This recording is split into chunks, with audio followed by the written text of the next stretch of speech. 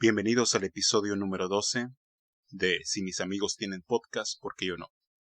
El día de hoy estaré reflexionando sobre el ciclo escolar 2020-2021.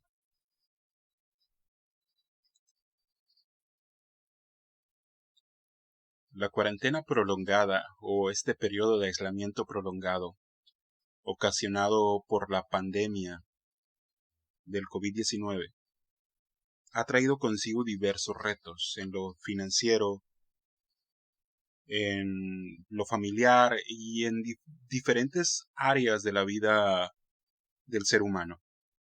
Hay muchas áreas que se han ido transformando y que han requerido cambios grandes, aislamientos más prolongados, dejar de hacer ciertas cosas, que las personas no asistan en masa a ciertos lugares.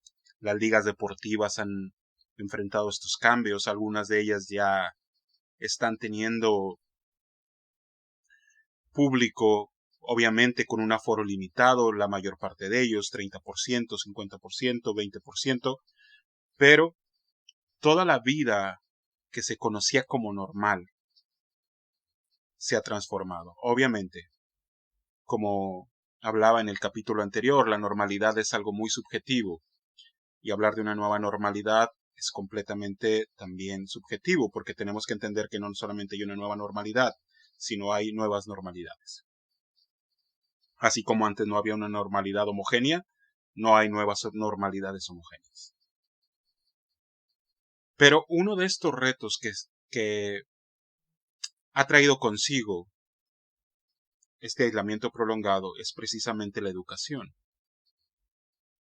El ciclo escolar 2020-2021, al menos en México, ha comenzado con educación a distancia. Ahora, vale la pena hacer algunas definiciones y algunas aclaraciones sobre lo que es la educación a distancia y cuál es la diferencia entre estos tipos de clases en los cuales no está la presencia del docente en el aula intercomunicándose con los alumnos. Primero, las clases a distancia. En las clases a distancia no es necesaria la conexión a Internet. Los alumnos deciden en qué momento y lugar estudiar. Los materiales pueden ser libros, cuadernillos, multimedia, en CD, USB u USBs entregados de manera presencial o por correo. La comunicación con el profesor es por llamadas telefónicas o mensajes de texto. Las clases virtuales. En las clases virtuales se emplea una plataforma, por lo que es necesaria la conexión a Internet. El docente comparte materiales por medio de la plataforma. Los alumnos pueden descargar materiales y subir productos en la plataforma. Es una modalidad asincrónica, es decir, el docente y los alumnos no necesariamente coinciden en el tiempo. Las clases en línea. Se emplea una plataforma. Se necesita realizar videollamadas grupales. Es una modalidad sincrónica, es decir, el alumno y el docente coinciden en los horarios y tiempos establecidos. Las clases son en vivo, en directo. La resolución de dudas y retroalimentación son en tiempo real. Estas son las diferencias entre las modalidades de educación no presencial. Tenemos las clases a distancia, en las cuales no es necesario tener una conexión a Internet, las cuales son completamente impersonales y la interacción maestro-alumno se da solamente por mensajes, aclaraciones y este tipo de cosas. Las clases virtuales, en cambio, esas sí requieren una conexión a Internet, requieren una plataforma, pero no hay sincronía. El estudiante puede acceder al material en el momento en el que él decida acceder o en el cual tenga la disponibilidad para acceder al material y hacer uso de él y poder aprender. No hay sincronía. Pero en las clases en línea sí hay sincronía. El maestro y el alumno coinciden en tiempo y hora, en tiempo y lugar, o en tiempo y lugar, hablando de lugar, la plataforma o la plataforma virtual, para interactuar, para que el docente elabore su clase y el estudiante la reciba. Ahora, hay que tener en claro estas diferencias, porque estas diferencias son muy importantes. ¿Por qué? Porque para poder entender algo, primero hay que saber la definición de lo que es. Esto es lo que es la educación no presencial. ¿Enfrenta retos importantes? Sí, enfrenta retos importantes. Ahora, ¿se puede dar un aprendizaje con estos métodos? Definitivamente, puede haber un aprendizaje con estos métodos. ¿Es una garantía de que haya aprendizaje utilizando estos métodos? Definitivamente no hay ninguna garantía de que haya un aprendizaje adecuado utilizando estos métodos. Pero, aún en el sistema presencial no hay garantía de que el aprendizaje se dé. Pero esta situación es particular, es especial y hay que analizarla con detenimiento. No podemos generalizar. ¿Por qué? Porque en un país como el nuestro, tan heterogéneo, no podemos pretender hacer juicios homogéneos de lo que está pasando y marcar un solo estándar para todo lo que está ocurriendo o un solo estándar para ejecutar esta educación. No se puede hacer así porque nuestro país es muy distinto entre zonas. No existen las mismas facilidades de acceso a los servicios de Internet. Tampoco existen las mismas facilidades de acceso a la televisión. Tampoco existe la misma capacidad de maestros en todos lados, en todos los lugares del país. No todas las familias mexicanas cuentan o tienen el mismo sistema de organización familiar, valga la redundancia. Por eso hay que ver esto con detenimiento, con calma y con mucha empatía. Empatía hacia el docente, empatía hacia el estudiante y empatía hacia los padres de familia. Porque siento que de acuerdo a las publicaciones en redes sociales que he estado viendo, esto es algo que está faltando demasiado. No hay empatía. Leo ataques disfrazados de meme, de maestros hacia alumnos, de maestros hacia padres de familia, de padres de familia hacia maestros, de padres de familia hacia sus propios hijos. Se necesita empatía en esto. ¿Por qué se necesita empatía? Porque el maestro tiene que analizar bien a su estudiante, a su grupo de alumnos. ¿Quiénes de su grupo de alumnos tiene acceso a Internet? ¿Quién de ellos tiene una computadora, una tablet o un celular para tener acceso a Internet? En el cual puedan tener acceso a Internet. ¿Quiénes de ellos dependen exclusivamente de las clases que se dan en televisión? ¿Quiénes de ellos no tienen acceso fácil a ninguna de estas dos? ¿Quiénes de ellos tienen a sus padres o cuentan con sus padres como apoyo para ayudarlos en el desarrollo escolar? Que no, definitivamente, los padres no son los que están enseñando siguen siendo los docentes. Los padres están ahí para acompañar el proceso de aprendizaje como siempre han estado o como siempre debieron estar. Pero el docente tiene que tener esta capacidad y saber adaptarse y saber adaptar la forma en la cual enseñar, pero también se necesita empatía hacia el docente, porque hay que tener claro esto. También tenemos docentes que no tienen el acceso a Internet, que también hay docentes que no están capacitados en estas herramientas para dar este tipo de educación. Y no están capacitados porque no porque ellos no quisieran, sino porque no se les dio la capacitación. Así que hay que ser empáticos. Y empáticos hacia el estudiante, porque el estudiante no está acostumbrado a esta educación. No está acostumbrado a tener educación a distancia, no está acostumbrado a tener educación en línea, no está acostumbrado a ver herramientas como el celular, la televisión o su computadora, su tablet, no están acostumbrados a verla como herramienta de trabajo, están acostumbrados a verlo como un artículo de entretenimiento, y hacer ese cambio de mentalidad en el niño, en el adolescente e incluso en el joven universitario es muy complicado, porque ellos ven la herramienta como algo que los entretiene, no como algo que les va a enseñar o como algo que les ayuda a aprender. Y hacer ese cambio es difícil. ¿Se puede aprender a distancia? Se puede aprender a distancia, definitivamente sí. En México la telesecundaria ha estado por años, con buenos resultados, malos resultados, o lo que sea, pero ha tenido resultados. Es válido enseñar así, es válido enseñar así. Hay que adaptarse a esto, hay que adaptarse a esto. Pero hay que entender que no todos estamos en la misma situación enfrentando esto. Ni todos los maestros están en la misma situación, ni todos los estudiantes están en la misma situación, ni todos los padres de familia están en la misma situación. Definitivamente, no estamos en la misma situación. Estamos en el mismo mar, sí, pero algunos están en yate, otros están en una balsa, otros están en una tabla y otros de plano están pataleando porque se están ahogando, porque ni nadar saben.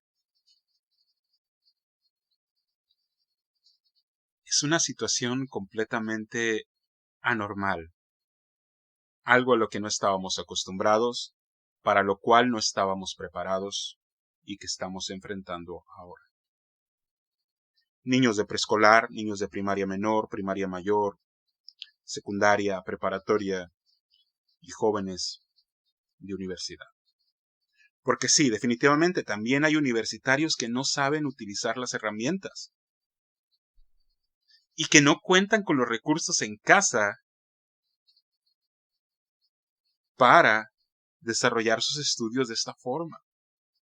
Ahora, hay problemas grandes y creo que voy a mencionar algunos problemas que yo veo o detalles particulares que dificultan esto.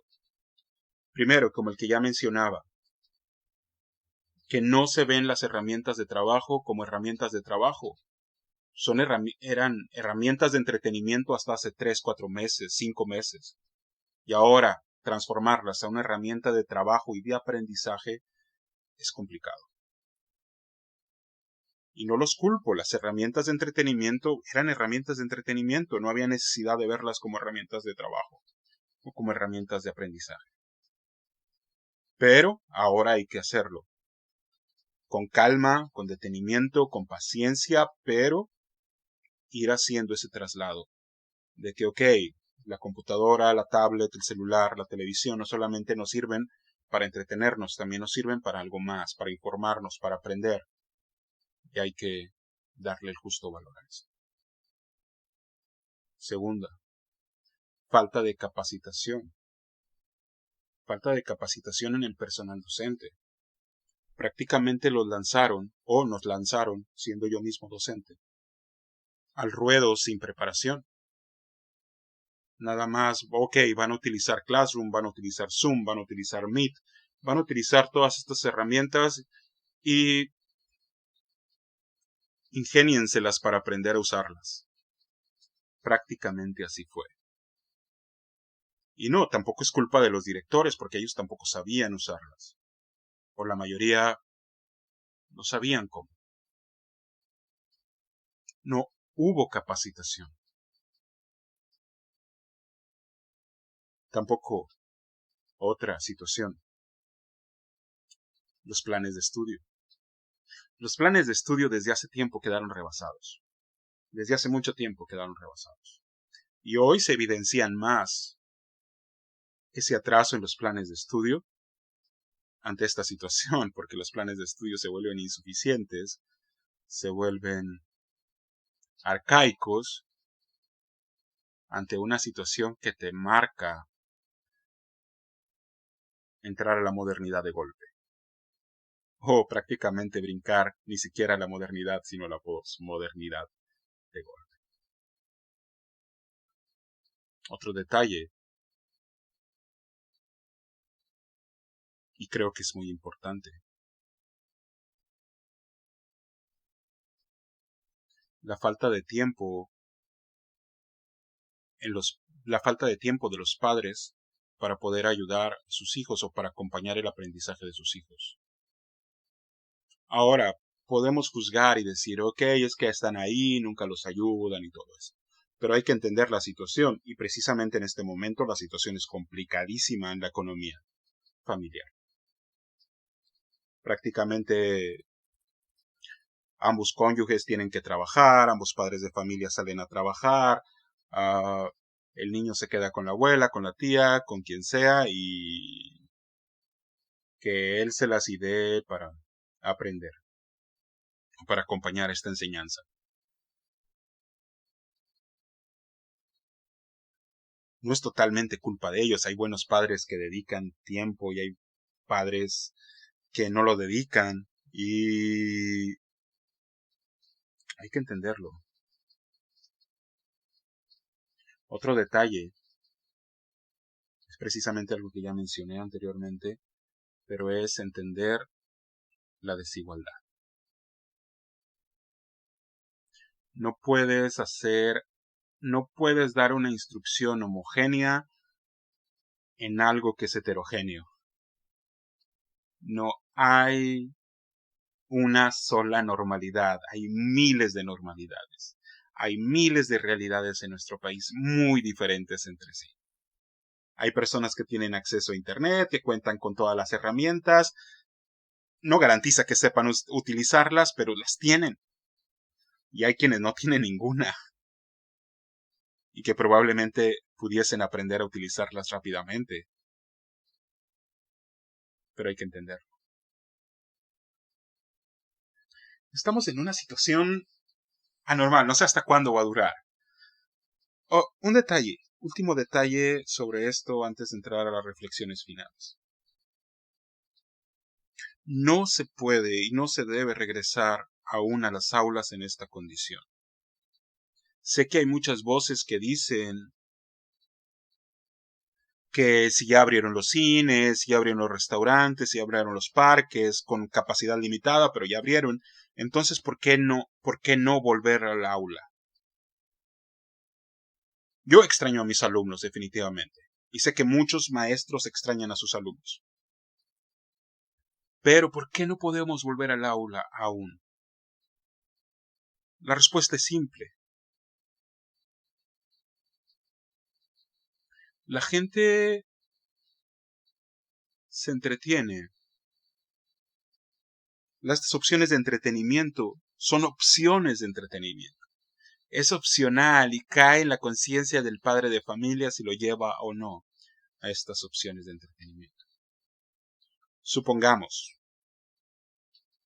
Y la escuela no es opcional, la escuela es obligatoria. La asistencia es una parte importante de la calificación, de la evaluación en el ciclo escolar y todo esto. Así que, aun cuando aunque haya asistencia en días escalonados, el niño tiene que estar ahí, en caso de ya volver al aula. Pero, ¿cuál es la diferencia? La diferencia es precisamente en esto, que es opcional. El entretenimiento es opcional y es decisión del padre si lo lleva o no. La educación es obligatoria y el padre tiene que mandar al niño a la escuela.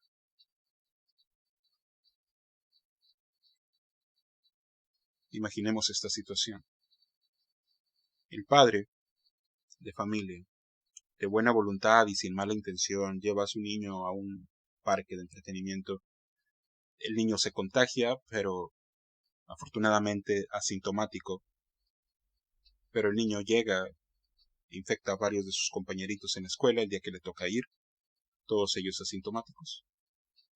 Pero llevan la enfermedad a sus hogares, donde tienen padres con obesidad, con alta presión, o abuelos con diabetes o tíos.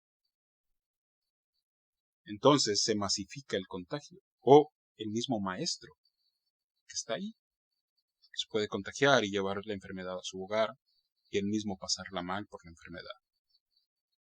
Así que no es lo mismo. No es lo mismo, no porque haya abierto el entretenimiento se tienen que abrir las escuelas todavía.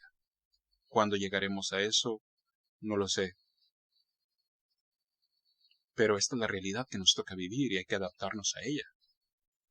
Hay que adaptar nuestros métodos de enseñanza, nuestros métodos de aprendizaje a esta nueva realidad. Y ya, dejar de quejarnos un poco. Aunque, bueno, la queja es parte de nuestro ser y siempre va a estar ahí. Pero voy a terminar estas reflexiones citando a Piaget. Según Piaget, educar es adaptar el niño a la medio social adulto. La educación se utiliza para modelar a la gente y para transmitir valores sociales colectivos. El objetivo de la verdadera educación intelectual no es saber repetir o conversar unas verdades que no producen más que una semiverdad.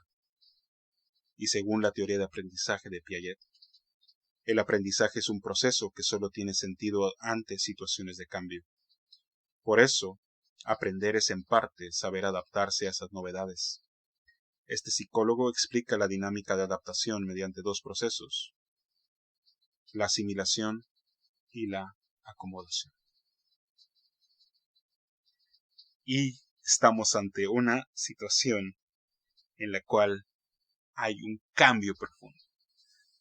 Hay un cambio profundo, hay un cambio grande, obligado, a fuerza, nos empujaron a él. Ya hay que adaptarnos y sobrevivir. Hay que adaptarnos y aprender. Hay que adaptarnos y crecer. Es un buen momento para volvernos autodidactas, para incentivar en los niños, en los adolescentes, en los jóvenes, el amor por el autoaprendizaje, por buscar, por investigar, por explorar. Es un excelente momento para esto. Y precisamente de esto es de lo que se trata la educación a distancia. Y este es el fuerte de la educación a distancia o de la educación no presencial. El autoaprendizaje. El llevarnos a ser autodidactas. El llevarnos a leer, a buscar, a investigar, a desear el conocimiento.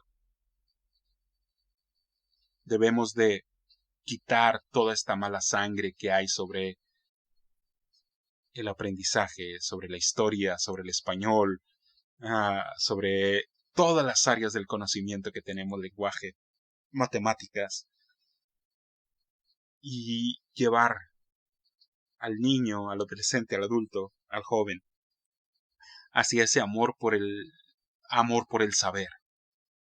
Es un momento ideal para inculcar amor por el saber, amor por el conocimiento, amor por aprender. Y, ¿por qué no?, para explorar áreas en las cuales la educación tradicional no se centra.